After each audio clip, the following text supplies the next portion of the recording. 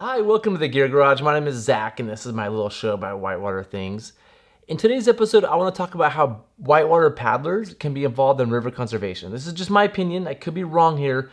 This is just what I've done and what I think works towards being better river stewards and how you can help can protect and conserve more whitewater rivers. For those of you that want to get involved, I could be completely wrong here. I just want to let you know this is just my opinion. Somebody else who's high up in American whitewater, American rivers might think this is all just complete nonsense. Again, this is just my opinion, so take it or leave it. And so the first thing, I'm just gonna call this Public Lands 101. This is the base stuff that we can be doing. And the first thing is just go enjoy public lands. Go visit them. Public lands means typically BLM, Forest Service, National Park Service, but there's more types of public lands. But just go enjoy our federal public lands, spend time on them and get to know them. And if you get to know all the rivers that are commonly boated, like the Grand Canyon and the Rogue and the Middle Fork and the Main Salmon, that's great. Those are already protected, but please keep visiting them to show the economic benefit of these places. Like by buying gear and going to these local towns and buying food there and hiring local shuttle drivers, you're helping show the economic benefit of protecting places. But if you want to protect more places, you should go visit more places. You really can't advocate for a place you haven't been to. And so if you want to get involved in river conservation, please go explore all those other bazillions of rivers out there that aren't the ones that everybody talks about. So next thing you need to do is understand public land agencies and designations. So you need to know what the BLM is, the Forest Service is, the National Park Service is, how they were founded, what they're different, how they're different, and also understand wilderness, wild and scenic rivers, national monuments, and honestly, go read the Wild and Scenic Rivers Act. It might take a little while. You might have to read it a couple times. Read the Wilderness Act. The Wilderness Act is beautifully done. And research them and understand what they mean and why these things exist. So you really have to know the places and the designations to really make a difference. Because the next step is contacting a member of Congress. And most places where river conservation matters is on federal public lands. It's on lands that are owned by the federal, or not owned, but managed by the federal government. That's an important distinction. They don't own the land, they manage them on their behalf. And even I made that mistake by saying own. So anyway, you have to understand like all these designations, what wilderness is, what a wild and scenic river is, and how they're managed to really speak intelligently about these places. And with that, you can then write letters to Congress, your representative, your senator, to ask for more protections, to thank them for protections. But it's really hard to have an intelligent letter or a phone call with them or visit with them if you haven't been to the place and can't speak intelligently about the agencies and their designations. So this is sort of the next thing in this like 101 section is once you, again, have visited these places, understand the designations, contact your representative. And one of the coolest things you can do as a citizen is go, if you don't have a suit, go buy a suit, fly to DC, get a hotel room. You're gonna spend a couple $1,000s, right? If you have the money to do this, you should do this. Spend a couple $1,000s, go to DC, go see some museums and the White House and stuff, but make an appointment with your representative, go in there and thank them for what they've done for river protection and or ask them about a specific place that you love and you know is threatened. So I highly recommend, again, writing, calling them. If you call their office, they don't answer. Some 24-year-old intern is gonna answer. So just call them and say, hey, I care about this place, I want you to protect it. Or I care about this place and I appreciate that you've worked towards protecting it, because the thank you matters a lot too. So anyway, speak like being able to speak intelligently and share that with your members of Congress is a big deal. And finally, if you don't want to do any of this, that's understandable. It's a lot of work. What I've asked already in these first three things is a bit of work. Just join an association. I'm a river outfitter. I join outfitter associations that do this. But there's other great groups like American Whitewater, American Rivers, in Southern Oregon, KS Wild, in Idaho, Idaho Rivers United. And these people know these places. They know the public land agencies and the designations. They study the stuff.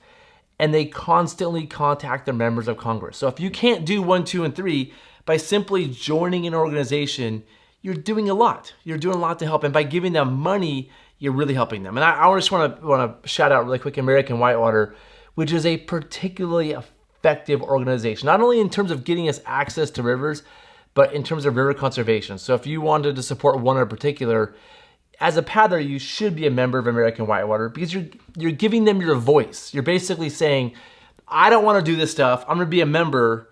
Go do this on my behalf, right? So they're going to go paddle these rivers, talk about them intelligently, and write the letters if you give them money to do it. And their letter says, I represent 5,000 paddlers. Well, if you join, their letter says, I represent 5,001 paddlers. And if all whitewater paddlers join, they represent 10,000, 20,000. And that matters more in terms of them getting things done. So again, I'd highly recommend joining an organization that represents or that protects the places you love, whether it's a national group like American Whitewater or a local group that you know of that's working to protect a place that you care about in particular.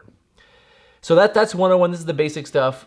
201 is how you can do a little bit more. It's like the next step up in terms of, and it's just taking the stuff to another level. And the first thing is, don't just go visit these public lands, document them. Take photos, come back, write stories, tell video stories, share these places. Like, we all want to protect a lot of unique and special rivers, but it's really hard to do that without photos and videos and stories. So come back with stories. Next, don't just learn about the public agencies, become a student of public lands and public lands policy. Like, keep learning more, read articles about what's going on, really become very familiar with what's happening in terms of policy.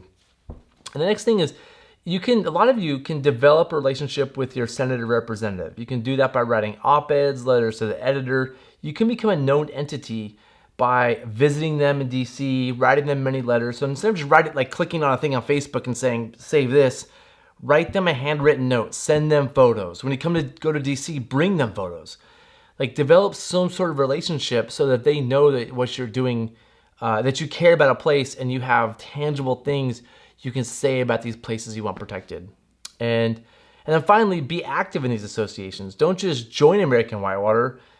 Join, actively help them. Go to a meeting or go to something that they're doing where you can actively participate. Eventually join the board of American Whitewater. Like, actively be a part of it. So these are just some thoughts that I have, again, based on my experience. I just want to reiterate, kind of the big thing is, like, by just visiting our public lands, spending time on them, you are making a difference. But if you can combine that with understanding the place and understanding some of the legal definitions with a letter, an email, a text, a tweet, whatever, to your federal senators or representatives, that does make a difference. And I know a lot of people out there are jaded about politics and they think the money's involved. The money is involved. Like, if you give $10,000 to your representative, they're going to listen to you a little bit more. But I know a lot of us aren't going to give them $10,000.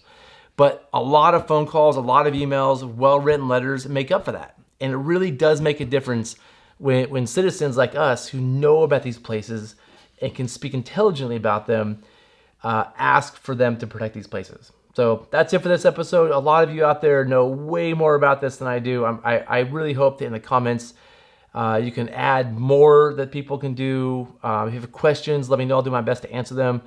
But I think this is certainly important because the people before us protected the places that we love.